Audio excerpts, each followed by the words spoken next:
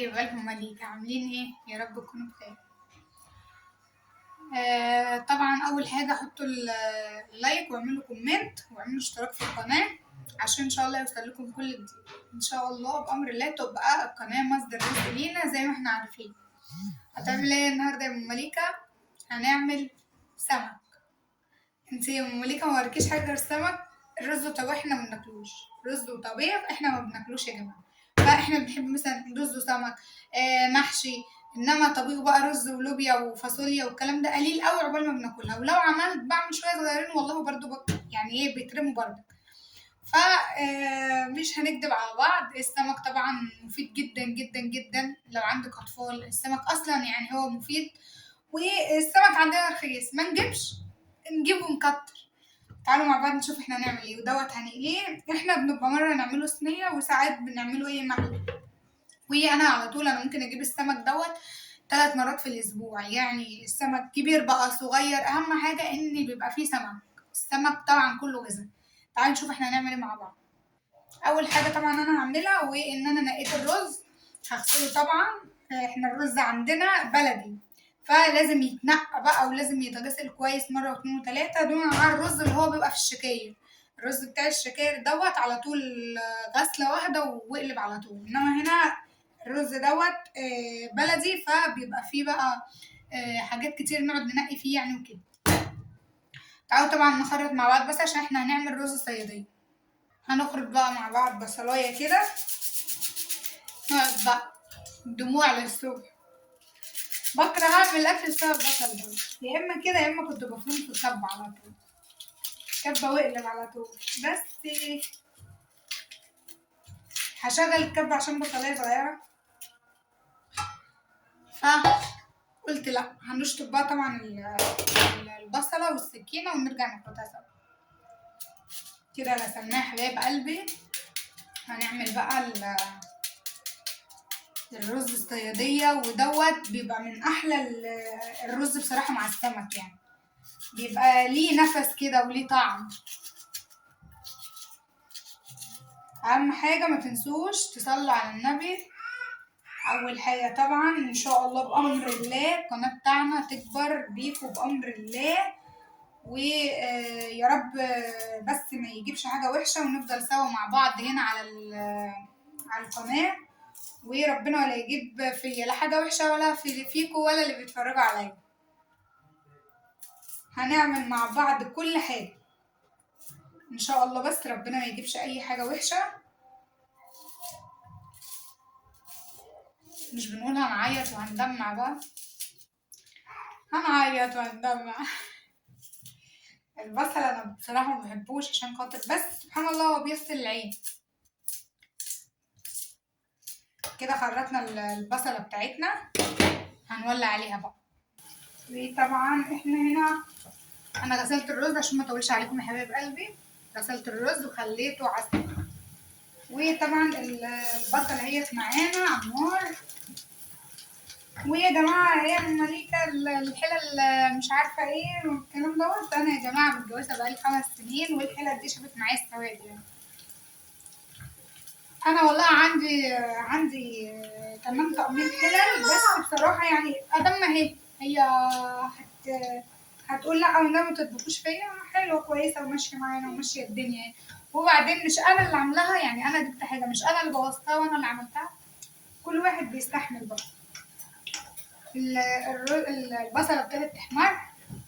اللي انا عايزه اوصله يعني المعلومه ان ما تزعليش من حاجه كانت عندك وباظت، او مثلا اللي هو انت ما تقوليش اشمعنى دوت عنده كذا اشمعنى دوت عنده كذا. ما نبصش اللي في ايد غيرنا وبس، والحمد لله نعمه وفضل من عند ربنا. كل اللي يجيبه ربنا كويس. في ناس مش لاقيه الحل اللي انا بطبخ فيها، في ناس مش لاقيه الشقه اللي انا قاعده فيها، فالحمد لله على كل حاجه. البصله معانا اهي بقت لونها محمره. ننزل بقى بالرز على طول.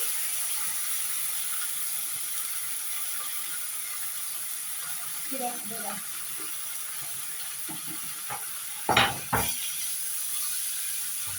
بنطلع احلى شويه رز صياديه عسل. معانا طبعا البهارات بتاعتنا. انا بحب احط بصراحه على الرز بالذات بتاع الصياديه ده، بحب احط له شويه كزبره. وطبعا اهم حاجه السبع بهارات بتاعتنا بتظبط طعم الرز. وبعد كده الملح ما ننساهوش، نقطة ملح ابيض لوي كمل. وكده معانا احلى شويه رز، والله العظيم ريحته طلعت والله يعني بيبقى زي العسل. بس كده وبنغطي بقى وبسرعه وفي السريع كده عقبال ما الرز طبعا يتعمل. احنا قلنا هنا على عين وهنا على عين، ادام ما في ايدين يبقى شغالين الاتنين. هنا بقى طبعا هعلق على السمك على طول. والسمك دوت انا ما بتبلوش غير بعد لما يعني بعد لما ايه، يعني بحيقه بعد لما يستوي. معانا هو السمك انا بحطه على طول في الدقيق، والله العظيم بيبقوا زي العسل. واي حاجه هتمشي اليوم واي حاجه هتعدي الدنيا، بس انتي ما تبصيش للي في ايد غيرك وصلوا على النبي اهم حاجه. كله هيمشي، محدش مش هياكل. احمد ربنا على اللي في ايدكم، والحمد لله على النعمه اللي ربنا يجيبها.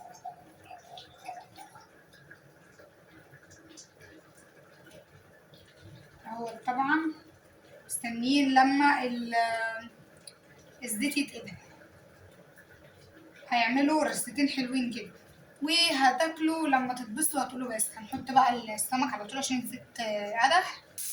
حبايب قلبي هنا هو رصينا السمك بتاعنا وبقى زي العسل، والله الريحة وريحة الرز زي السكر والله العظيم. مش عايزين حاجة غير انتوا تدوقوا منها بس. الرز بتاعنا المية اتشربت منه واحنا موطيين عليه.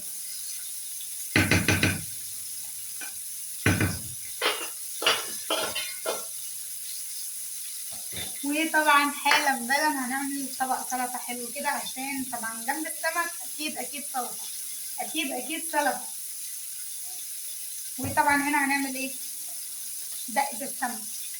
الدقة بتاعت السمك بقى تعالوا نوريكم، تعالوا بس الرز. وطبعا الراعي الرسمي للامهات، اي علبة بتطلع عندها ما تترميش. هنعمل ايه بقى، نحط فيها توم تخزين، في ناس بيخللوا فيها، المهم ان اي حاجة ما تترميش، هي دي الست المصرية. طبعا معلقة توم حلوة هنا كده بقى، معلقة توم محترمة. وطبعا هنا نحط حبيتين من الطماطم، الكبة بتاعتنا الحلوة طبعا كله في الكبة وارمي.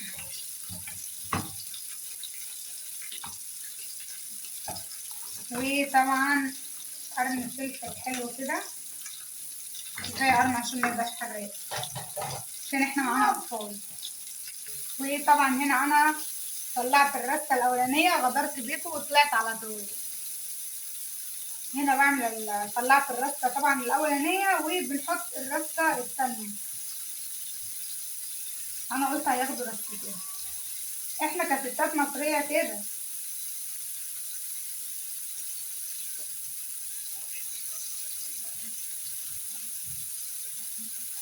وكده ديت الرصة الأولانية. طبعا دي الرصة التانية.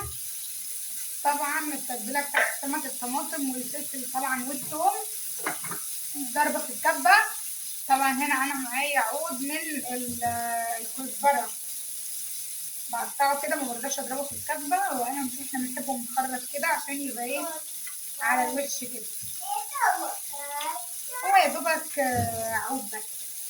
وبتبقى أحلى تتبيلة سمك وأحلى أكل السمك بصراحة. سيبكوا بقى من الجو بتاع الناس التانية يعني.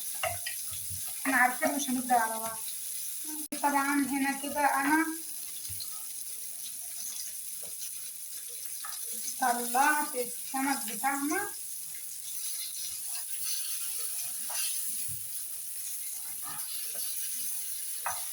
السمك طلع بقى زي العسل.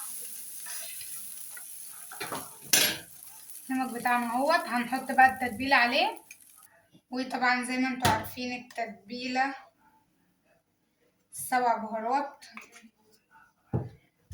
وطبعا كزبرة عشان السمك، والكمون، وطبعا الملح طبعا بتاعنا.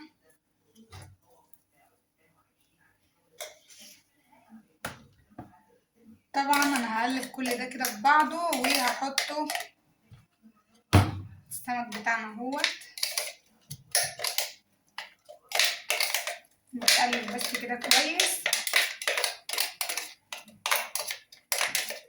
وبعد كده نحط عليه،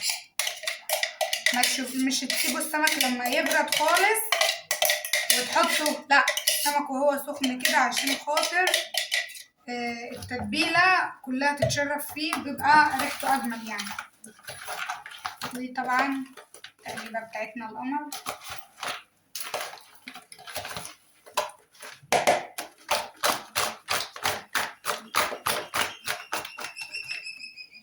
وادي السمك بتاعنا القمر اهو. وطبعا انا قلت هنا اعمل طبق سلطة على السريع كده، عشان جنب الرز وسمك ايه، معروفة سلطة، طبق سلطة حلو كده محترم. طبعا هنا انا عملت الطبق بتاعنا السلطة الجميل، هأديله تقليبة بقى. وطبعا انا هنا عندي خصاية حلوة هغسلها طبعا. يا لوكا خلص. وطبعا هنا انا خلصت، هغسل بقى الخصاية بتاعتنا الحلوة الجميلة ديت وهنرجع تاني. انا بعد بقى ما حطيت غرفت وكده بألف هنا وشفا على اللي هياكل. ويلا بقى نروح اتغدى عشان انا مفطرتش اصلا وفاصلة يعني.